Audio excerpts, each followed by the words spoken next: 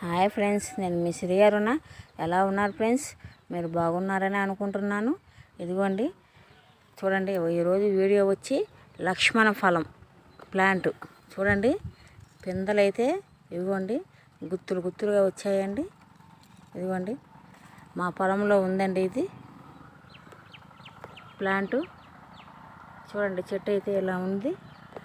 ఇదిగోండి పిందెలైతే గుత్తులు గుత్తులుగా వచ్చాయి.